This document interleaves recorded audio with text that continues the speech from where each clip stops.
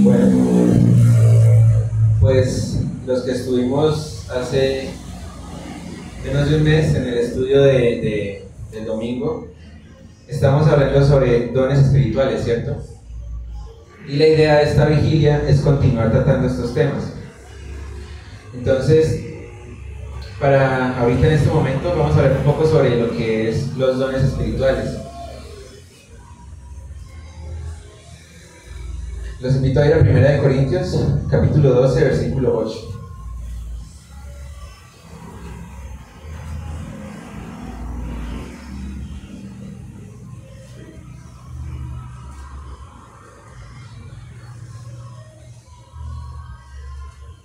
Dice: porque a este es dada por el Espíritu palabra de sabiduría, a otra palabra de ciencia según el mismo Espíritu, a otro fe por el mismo Espíritu, y a otro dones de sanidades por el mismo Espíritu. La vez pasada vimos lo que era el don de servicio y presidir, el primer estudio que fue el don de pastorado, y vimos un poco de la introducción sobre qué es un don, ¿no? Ya vimos que un don se recibe solamente por medio del Espíritu Santo. ¿Y cómo se recibe el Espíritu Santo? Pues por medio de reconocer a nuestro Señor Jesucristo como nuestro Señor y Salvador. Entonces, quisiera hoy tomar esta parte que dice dones de sanidades. Llama la atención que cuando habla de otros dones dice don de esto, don de aquello, pero en este caso habla de dones de sanidades, o sea que hace referencia a varios, o sea que habla de que hay varios tipos de sanidades. Y en este tiempo que tengo, quisiera estudiar un poco sobre esos tipos de sanidades. Y empecemos por mirar qué involucra la sanidad. Dice: bíblicamente la sanidad representa una curación y restauración integral del ser humano en espíritu, mente y cuerpo. O sea que cuando hablamos de sanidad, significa que todo nuestro ser, todo lo que somos, es curado. Y si se habla de sanidad, significa que hubo atrás una enfermedad, hubo atrás algo malo, hubo atrás algo que afectaba a nuestra salud, de lo cual hemos sido curados. Y el primer aspecto que quisiera mirar es sobre la sanidad espiritual. A veces pensamos que cuando hablamos de sanidad es como vemos en muchas iglesias, de tocar a una persona, se cae al piso y que comienza a dar vueltas y revolcarse como un loco, y que eso es sanidad. O que una persona, no sé, le impone las manos y dice levántese y camine, y eso es sanidad. Pero la sanidad no es solo física, y más adelante vamos a ver que lo que representa la sanidad física es algo secundario en realidad con relación a Cristo. Y miremos en Hechos capítulo 3, versículo 1.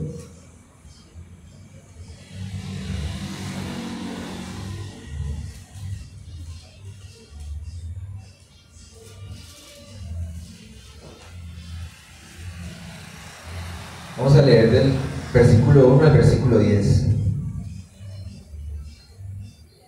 Dice: Pedro y Juan subían juntos al templo a la hora novena, la de la oración, y era traído un hombre cojo de nacimiento, a quien ponían cada día a la puerta del templo, que se llama La Hermosa, para que pidiese limosna de los que entraban en el templo. Cuando vio a Pedro y a Juan que iban a entrar en el templo, le rogaba que le diese limosna. Pedro, con Juan fijando en él los ojos, le dijo: míranos. Entonces él les estuvo atento, esperando recibir de ellos algo. Mas Pedro dijo: no tengo plata ni oro, pero lo que tengo te doy. En el nombre de Jesucristo de Nazaret, levántate y anda. Y tomándole por la mano derecha, le levantó, y al momento se le afirmaron los pies y tobillos.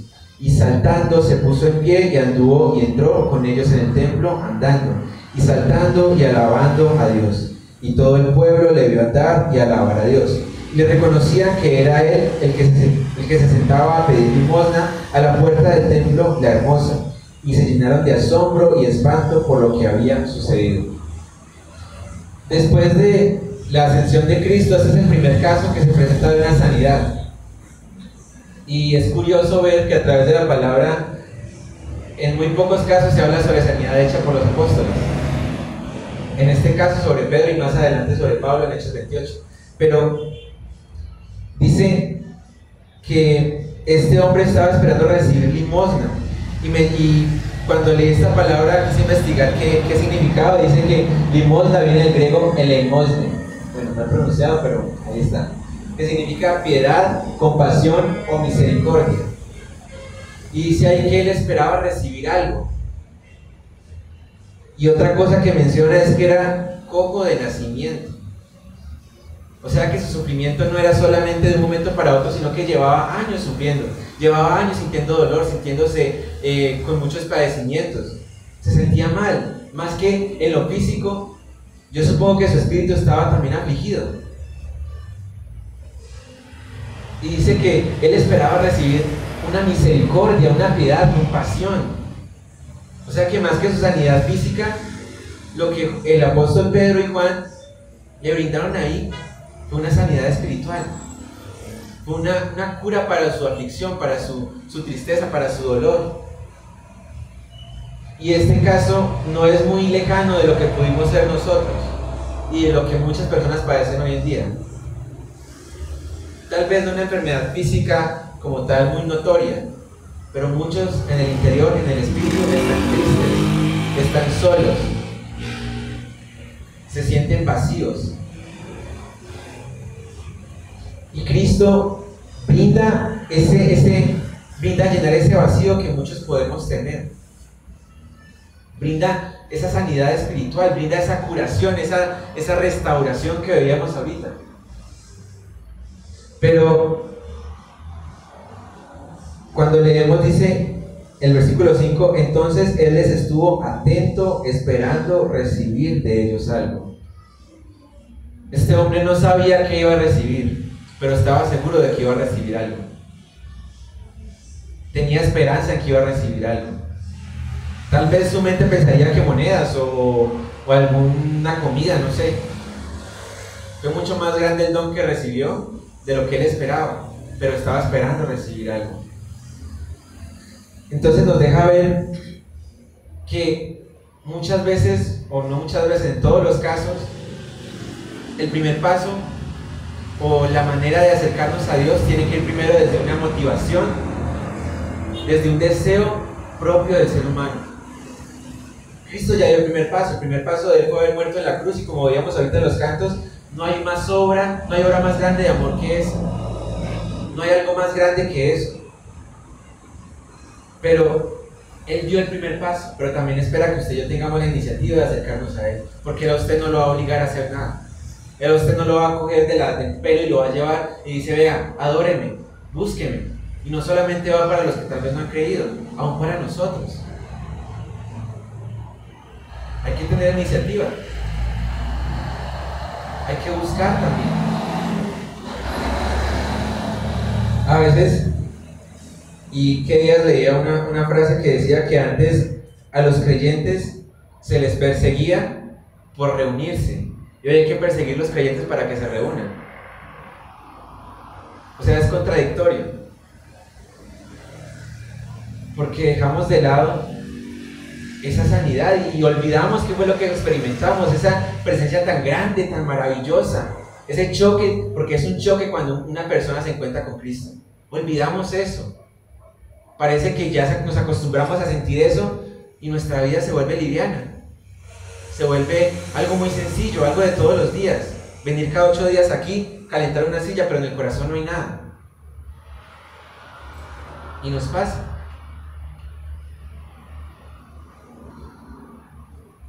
Cada día debemos recordar quién es Cristo para nosotros, qué fue lo que Él hizo para mí, qué fue lo que hizo conmigo, cuál ha sido su obra. Y también pensar que lo que Él hizo no es para que yo me sienta bien, no es para que yo me sienta contento y feliz, es para que yo también de eso que recibí dé a los demás. De eso que Él me dio, porque somos hijos suyos para su gloria, para Él, no para lo que nosotros queramos. A veces es chocante pensar en esto porque siempre tendemos a ser muy autónomos, muy necesito de nadie superior que me mande. No nos gusta que nos mande. No nos gusta que haya alguien por encima de nosotros. Nos choca eso. Pero hace parte de la humillación como creyentes.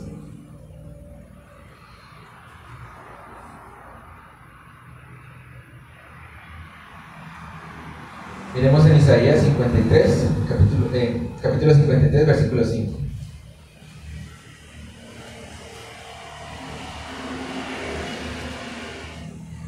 Es un versículo que en casi la mayoría de veces que celebramos la Cena del Señor lo leemos. Pero, ¿qué tanto entendemos de lo que dice aquí? Y dice: mas Él herido fue por nuestras rebeliones, molido por nuestros pecados.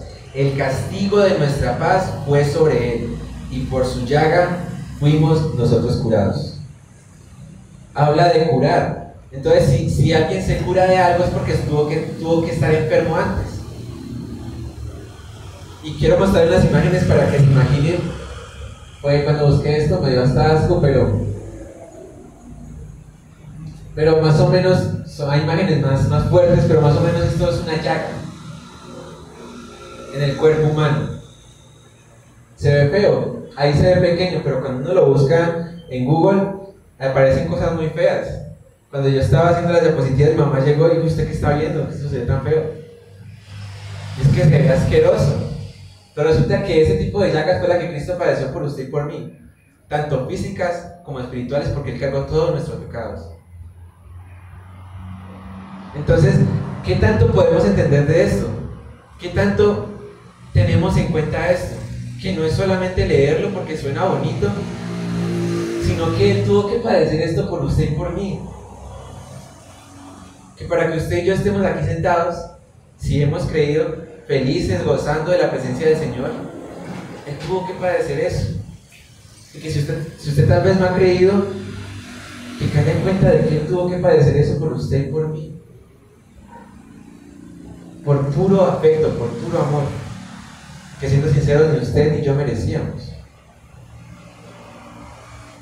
Es algo muy grande cuando uno piensa en la obra de Cristo, en qué tanto pasó en esa cruz, en qué tanto sufrimiento pudo padecer Él,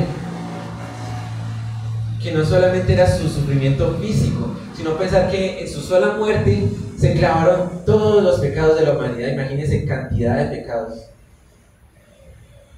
Es algo muy grande, algo muy poderoso, una aflicción que Él padeció por usted y por mí.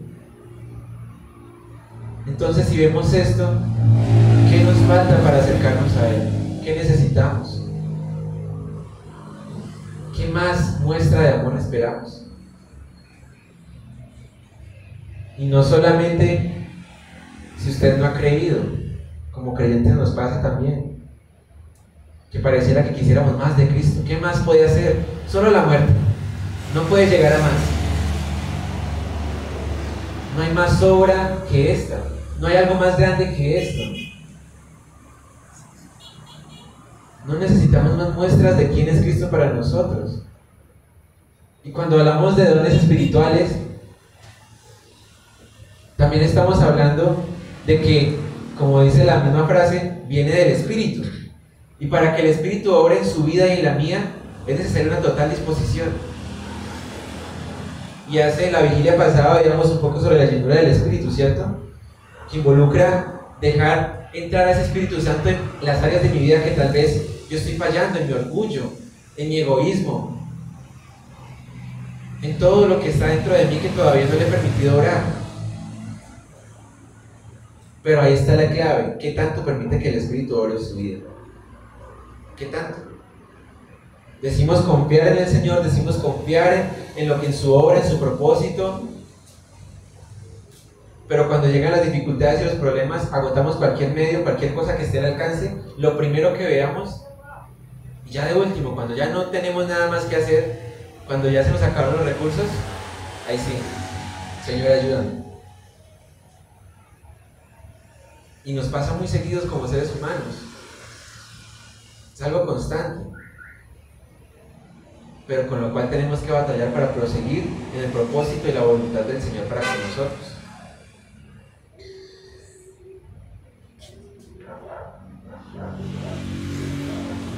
Miremos en Marcos capítulo 5, versículo 32.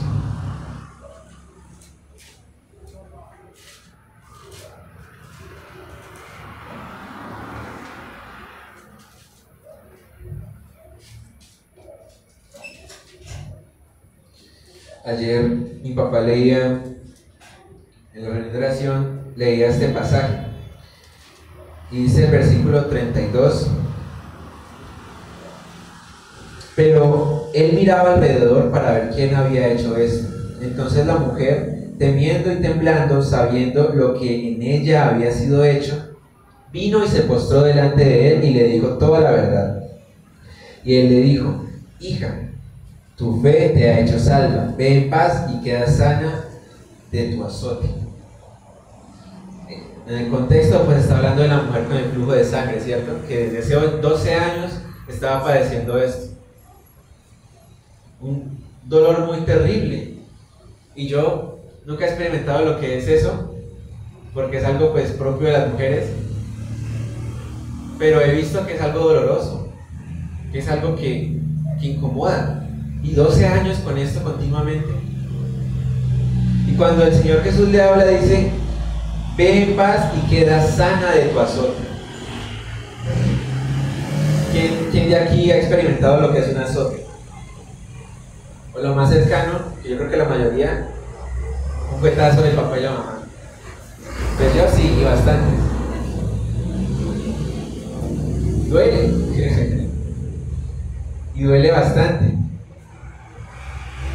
Ahora un azote. Y el Señor Jesús lo compara como con un azote, lo que ella estaba sintiendo. Algo doloroso, algo que la afligía. O sea, y más atrás dice que ella pensaba que si solo tocara el borde de su manto, con eso sería suficiente. Era el último recurso que le quedaba. Dicen que había gastado su dinero en doctores, en médicos, en diferentes métodos para sanarse y nada le funcionaba. Tuvo que acudir a Cristo. Y eso nos deja ver que también tenemos necesidad de acudir a Cristo. Y si vemos a través de la palabra y los evangelios, en cada milagro que hacía Jesús, si lo estudiamos a fondo, vemos que en cada milagro se ve la obra de Cristo.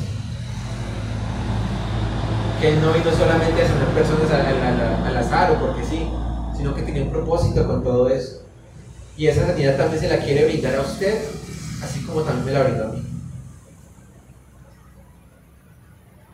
Y yo puedo decir como testimonio que no hay mejor camino, no hay mejor, por decirlo así, no hay mejor cosa que estar con Cristo.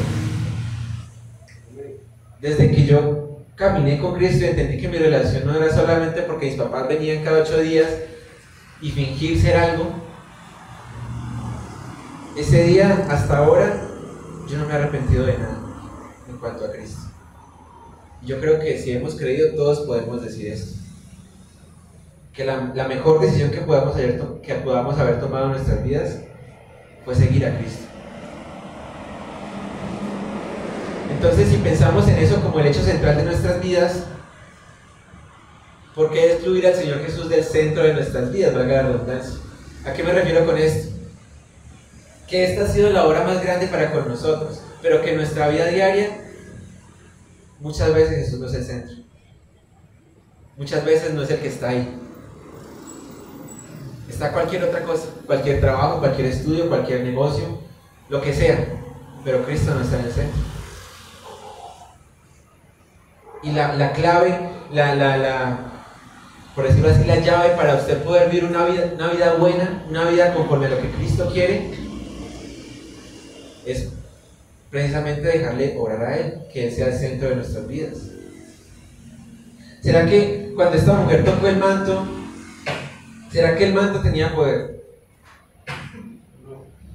Era algo físico, era algo material, o sea, es como yo a tocarle el manto a mi abuela, pues no me va a pasar nada. Pero ella tenía fe. Cuando Jesús pregunta que quién le tocó el manto, Jesús ya sabía quién era.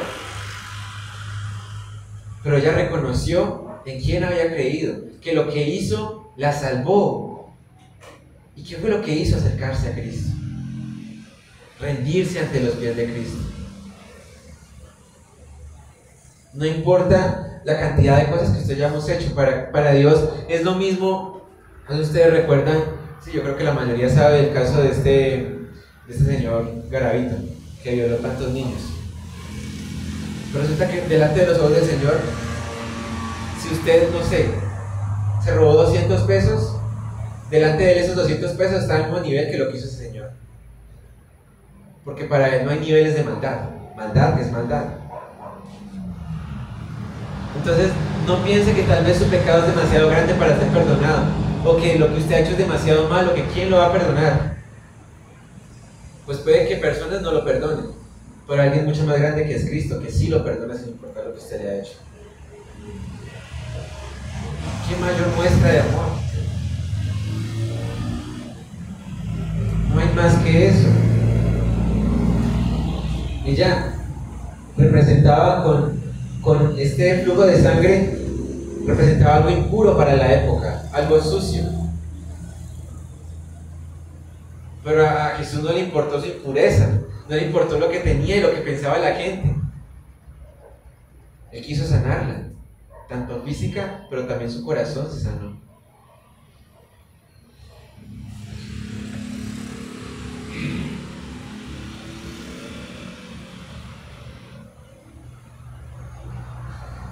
Ahora miremos el segundo aspecto, que es en cuanto a la sanidad física. Miremos en Santiago, capítulo 5, versículo 14.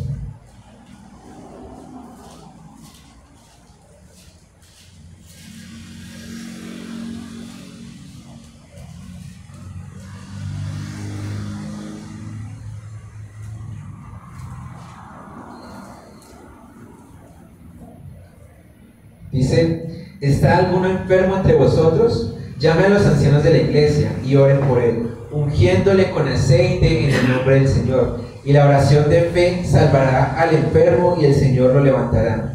Y si hubiere cometido pecados, les serán perdonados. Este es un tema como bastante famoso hoy en día, porque uno por redes sociales, por cualquier parte, le aparece cantidad de iglesias que dicen tener estos dones y que hacen un poco de cosas y que parece más una galería que una iglesia. Pero con este pasaje surgen dos preguntas. ¿Será que si yo oro por una persona que está enferma, hablando físicamente, y la persona es sanada, entonces yo tengo el don de sanidad? O si, al contrario, si yo oro por la persona y la persona no se sana, entonces me faltó fe. Miremos un poco sobre esto.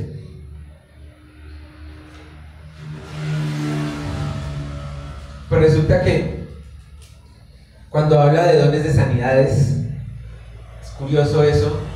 Resulta que el Señor a nadie le ha dado dones de sanidades, excepto a los discípulos cuando habla de Mateo, que les puso a que sanaran gente, les dio la autoridad de echar demonios, bueno, todo eso. Pero a usted y a mí no nos ha dado esos dones. Resulta que si usted ora por una persona y esa persona es sanada, Dios a través de usted le dio un don de sanidad a esa persona. Porque los dones los da Él. La sanidad la da Él, no una persona. No ni usted ni yo. Si usted ora por alguien que está enfermo, y no solamente usted, todo el que ore por alguien que está enfermo y esa persona se sana, es Cristo el que lo ha sanado a través de su oración. Y por eso es tan importante la oración en el creyente. Y a veces la minimizamos y nos dormimos. Y lo digo porque me pasa muchas veces. Pero es algo fundamental en la vida del creyente orar. Orar los unos por los otros. ¿Por qué lo menciona aquí? Porque es algo importante. Tenemos que orar los unos por los otros. Y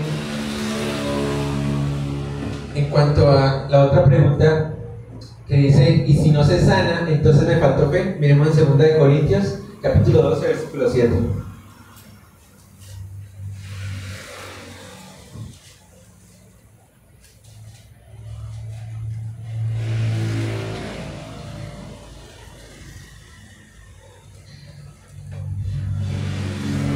dice, y para que la grandeza de las revelaciones no me exaltase desmedidamente, me fue dado un aguijón en mi carne, un mensajero de Satanás que me abofetee, para que no me enaltezca sobremanera. Respecto a lo cual 3 veces he rogado al Señor que lo quite de mí, y me ha dicho, bástate mi gracia, porque mi poder se perfecciona en la debilidad. Por tanto, de buena gana me gloriaré más bien en mis debilidades, para que repose sobre mí el poder de Cristo. Por lo cual, por amor a Cristo, me gozo en las debilidades, en afrentas, en necesidades, en persecuciones, en angustias, porque cuando soy débil, entonces soy fuerte. Resulta que a usted no le faltó fe. Resulta que Cristo, que Dios, actúa conforme Él quiere. ¿Quién más como Pablo, que tenía como el derecho, por decirlo así humanamente, de ser sanado? Un apóstol. Alguien que viajaba, que visitaba iglesias, que era alguien reconocido. ¿No se merecía ser sanado sirviendo al Señor? ¿No se lo merecía? Pues si lo vemos desde lo humano, sí se lo merecía. Pero resulta que Dios no piensa como usted y yo pensamos. ¿Qué hubiese pasado si se hubiera sanado? Dice que él reconocía que si tal vez no hubiera tenido eso, hubiera corrido el peligro de que se hubiera gloriado de cosas que no eran. Entonces no tendríamos las 13 cartas paulinas que tenemos hoy en día. No tendríamos todas las enseñanzas que Pablo dejó. Y eso nos lleva también a la vida de cada uno como creyentes. Hace 8 días, sí, bueno, de mañana en 8, hacia atrás, mi papá hablaba sobre las pruebas y las tentaciones. Y me llamaba la atención que él decía que las pruebas no es para hacerlo sufrir a ustedes, es para sacar lo mejor de usted como creyente. Es porque Dios quiere obrar en su vida y sacar, como pulir lo que hay en usted. Entonces, si usted y yo podemos padecer enfermedades, padecer cosas, y puede que nos afligamos muchos años, sufrimiento de mucho tiempo, mucho dolor, pero si usted ha creído en Cristo, Él no lo va a dejar desamparado. Tal vez usted ore lo que quiera y no lo sane, pero Él tiene un propósito con eso. ¿Qué nos queda a nosotros? Pues dice, y me ha dicho, bástate mi gracia. Esperar, confiar, saber que en algún momento lo va a quitar. Y no solamente con enfermedades físicas, con cualquier aflicción, con cualquier problema, con cualquier cosa, cualquier dificultad. A veces sí es por pruebas del Señor, pero muchas veces también es el resultado de nuestro propio pecado. Entonces, si es prueba del Señor, ¿qué debemos hacer? Confiar en el que Él hará. Pero si es resultado de nuestro pecado, ¿qué debemos hacer? Acercarnos, responder delante de Él y confiar que Él también hará. Cada problema que tenemos, cada cosa que nos pasa, a veces pensamos que nuestra vida con el Señor va muy bien, que estamos sirviendo, que estamos apoyando, que estamos, no sé, haciendo lo mejor para el Señor, y que de repente nos pasan cosas malas. Entonces uno dice, bueno, Señor, ¿qué está pasando? ¿Por qué? Y lo digo porque a nosotros como familia nos pasó, que todos animados, que todos sirviendo, que todos haciendo la obra, pero de repente llegaron dificultades económicas tan fuertes que ya no sabíamos qué hacer. Entonces, ¿por qué pasaba eso? ¿Por qué pasaban esas dificultades, esas aflicciones? Entonces también aflige el corazón, aflige nuestro semblante. Pero el Señor tenía un propósito con esto que yo creo que algunos hermanos y mi familia puede decir que se ha visto reflejado ahora.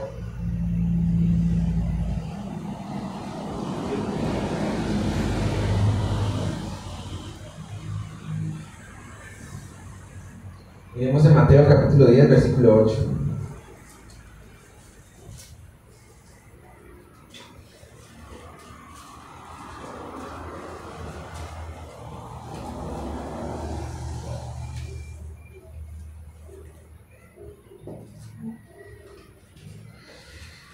Dice, Sanad enfermos, limpiad leprosos, resucitad muertos, echad fuera demonios, de gracia recibisteis, dad de gracia. No os proveáis de oro, ni plata, ni cobre en vuestros cintos, ni de alforja para el camino, ni de dos túnicas, ni de calzado, ni de bordón, porque el obrero es digno de su alimento. Aquí lo que les decía ahorita le habla a los discípulos, cuando les da autoridad de sanar, de echar demonios. Pero también podemos ver una aplicación para nosotros. Y tal vez usted y yo no podamos tener la autoridad para sanar a alguien o para hacer las cosas que menciona aquí. Pero dice, de gracia recibiste, de eso también tenemos que dar. En nuestro caso, la gracia del Señor se derramó sobre nosotros. ¿Por qué ocultarlo? ¿Por qué callarnos? ¿Por qué sentir pena del Evangelio? Y pasa muy seguido porque pensamos que hay algo de pena aquí en esto, que no, que si hablo del Señor, todo el mundo me va a hacer un lado, ya la gente me va a mirar como un bicho raro. Pero si recibimos de gracia, de eso también tenemos que dar. Eso va respaldado de una vida de ejemplo, porque usted puede hablar lo que usted quiera, puede dar discursos lo más bonito, puede, mejor dicho, encantar con sus palabras, con su dialecto, con su capacidad intelectual. La gente puede estar encantada, pero si su vida dice lo contrario, esas palabras son basura.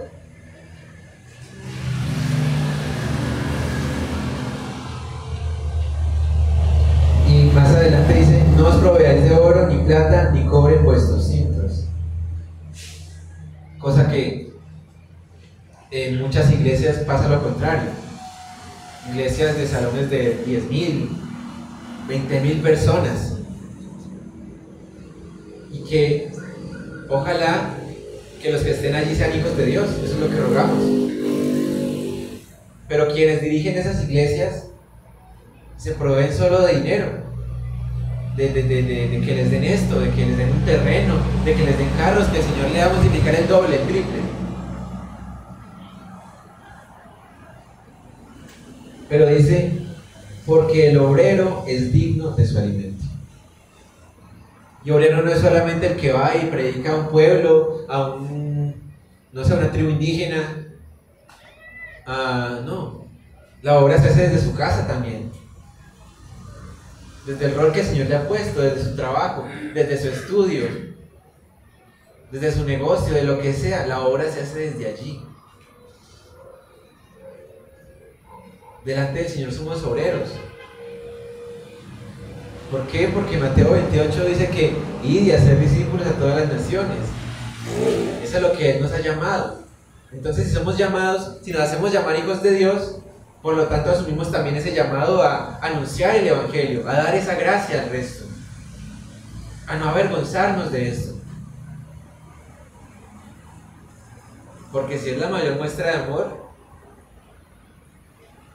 ¿qué más bueno, qué más perfecto que poder comunicárselo a otros?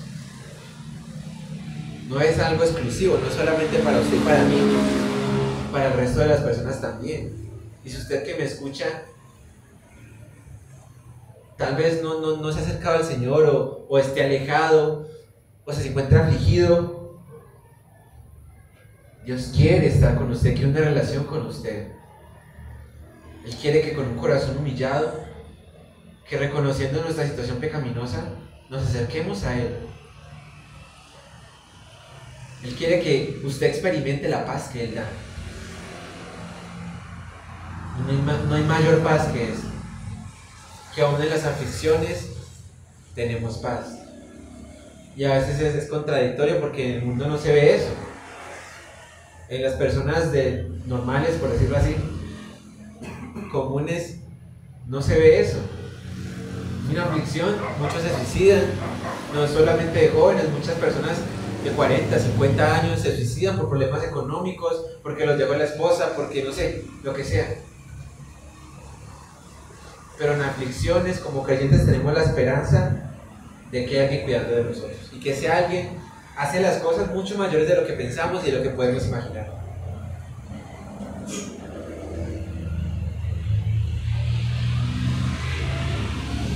Y para ir cerrando, miremos este último aspecto, que es la sanidad futura y eterna. Miremos en Apocalipsis capítulo 21, versículo 4.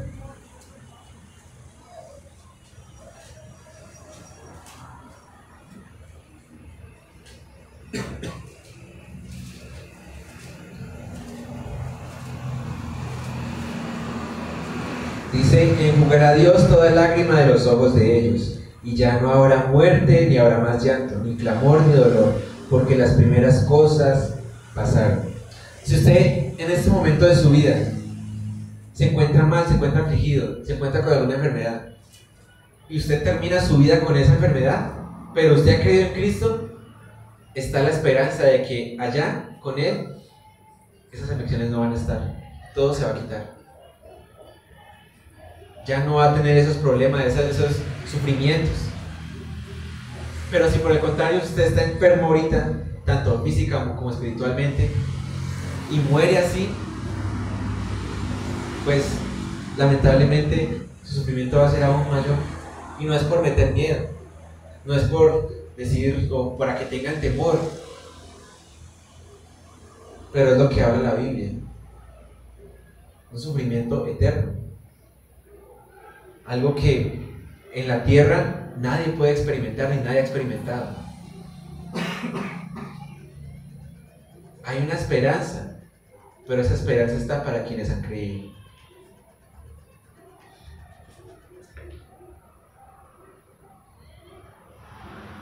Por último, miremos en Juan capítulo 11, versículo 25.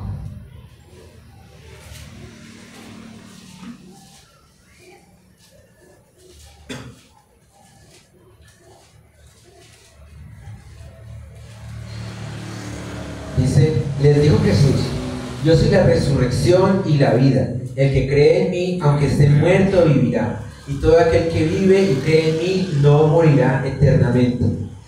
¿Crees esto?